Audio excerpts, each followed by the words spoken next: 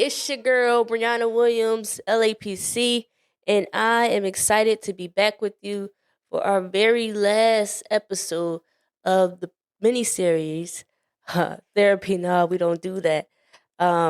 It's been a pleasure having this conversation with you guys regarding the different barriers to therapeutic treatment. We talked about stigma, we talked about faith, we talked about family secrets. And if you're just tuning in, go ahead and watch those episodes back. Um, like, share, comment, all these different things. And if you haven't yet, go follow Reach Your Minds on Instagram at Reach Your Minds. You know what? Go ahead and do that right now. All right, cool. Thanks for following. So I want to bring us up to another conversation today, and I hope that even after this last series, after this last episode, I hope that you guys continue to have the conversations. Whether it's with me by DMing me or commenting under the post, right? Or you guys talk to your family and your friends. And I hope through this, some of you guys will actually seek out a therapist and continue these conversations and get more in depth with some of the things that are happening in your life. But I want to bring up something that piggybacks off of family secrets, which is generational trauma. Right? I was reflecting, and this term came to my mind, generational trauma, and I really sat with it and was like, dang, like this is something that has been normalized as a culture, and often we're desensitized to it. It's just something that is because of who we are, and we just kind of took it and just lived with it. But I want to talk about that. I want to dive into it a little bit for these next 15 minutes, 10, 15 minutes, and go from there. And so let's jump in. If you guys don't know me by now, I always say this. I love definitions, and I looked up generational trauma, and it said that generational trauma is the transmission of the emotional, psychological, and behavioral effects of trauma passed down from generation to generation. Now, this stuck out to me, generation to generation. Like it really is something that, even though it didn't happen directly to me, it still affects me. And that's the thing. Like, this not even my trauma. But because those before me didn't heal or process, I inherited it. And it's like, dang, man, y'all could have gave me a car, a house, some money. Like, you know how we do, right? Like, you could have gave me something else, but no. You gave me trauma. You gave me the effects of trauma. And the thing is about generational trauma is it's not just one traumatic event, right? It's not really about the event, but it's about the repeated patterns and unhealthy coping mechanisms formed after the event or events for some people that creates generational trauma. I want you real quick to think about, like, what are some ideas or some beliefs you may have, or even things you do, no questions asked. It's just a given. Like, it's just natural instinct. It's first thought. Like, that's just it. It's just, you never had to question it. It just felt familiar. I want you to think about that. You're not probably gonna think about everything in this little podcast, right? But I'll give you some that you'll probably be like, all right, I feel you. Like, why don't we automatically ask for help? Some of us. I ain't gonna speak for everybody, but I know me, and that's something I'm working on, is that automatically asking for help is the struggle. Like, I will sit here, have 15 bags and a case of water, and take it all in the house, even if somebody right there, they could have came out and helped me. I'm struggling. I got 5 bags on this arm, 10 bags on this arm, one around my neck, something in my mouth, carrying a case of water. Like, all these different things, we're struggling, right?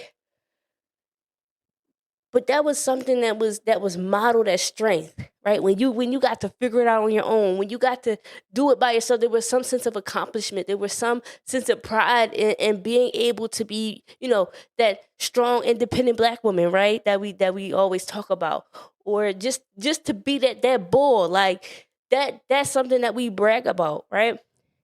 However, like, I had to think about the people that came before us, right? And I'm pretty sure that where this came from about not asking for help was because there was a time where they had nobody to look to ask for help. Like, we got to remember our history, right? Like, coming from slavery and things like that, being separated from your family, not knowing who is who, and being isolated, and things like that, and being in a place where you can't trust the people around you, right? And so you had to figure it out.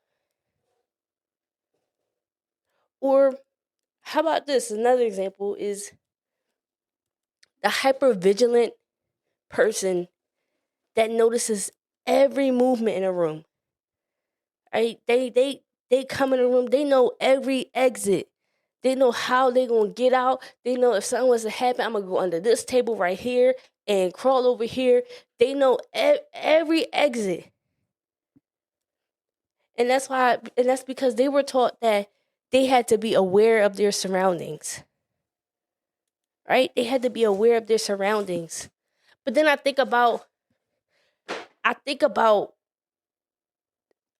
the people before us,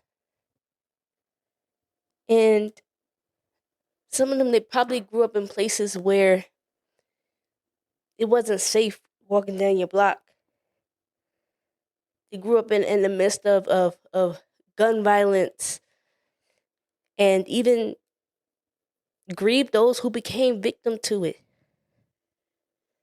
Or maybe some of our ancestors fought in the war, and it came back with PTSD that was unprocessed, unaddressed, and unhealed. And then this is my favorite example, and I think this is why that we here. This is why we're here, is that we don't do therapy, or we don't go to the doctors regularly. We don't do all that, right? We just deal with it on our own, right? We talk to our friends, we talk to the pastor, we talk to our loved ones. We'll go and we do a little remedy. We'll go ahead and we mix up some concoction and put the onion under our feet or whatever like that, whatever those things are, right? We do all that stuff, right? Because it's just like we ain't going unless we really about to die, unless it's really that dire, right? And I had to think about our ancestors, and I said, man, they probably didn't have the financial means to be going to the doctors and stuff like that. They probably didn't have the resources. They probably wasn't even getting serviced. Or they probably experienced harm within the healthcare systems. Probably were violated and had bad experiences. And so now they don't really trust the systems. Or they have anxiety when it comes to doctors. These have become norms in our culture.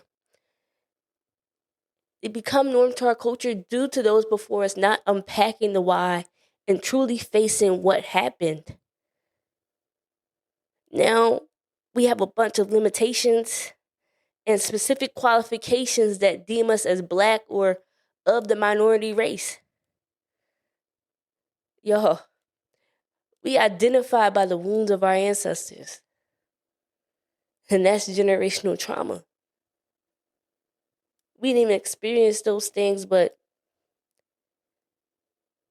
we uphold them.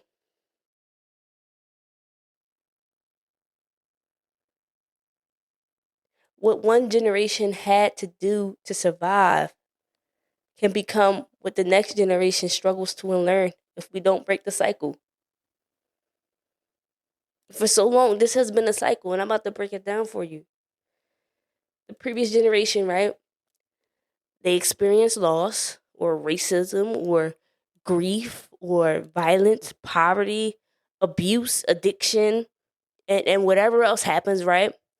Which goes unprocessed. They don't get help for it. They don't talk about it. They don't address it. It just gets put in this box right here, and we shut it out and we keep going. And so then this is where negative core beliefs begin to manifest, which is negative core belief sounds like this: I'm alone. It sounds like I can't trust anyone, or I'm not safe. I don't have value. And that in turn affects how we cope or how we parent.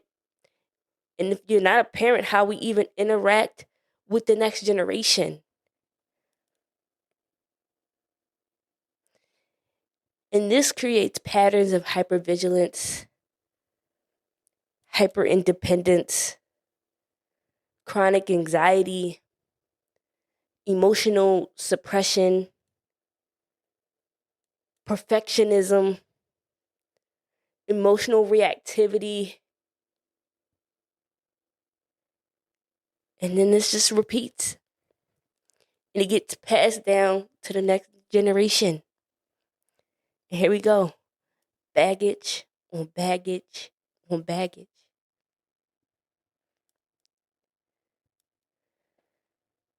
Drop the load. We don't have to survive anymore, but we can live. And this is where it starts. It starts with our awareness of our bodies and our thoughts. And this is something that you may have to do daily, is like these questions here of like, what is guiding the things that I do? Am I doing this out of anxiety, out of loyalty to the culture? Is my body constantly tensing up and my heart racing on a daily?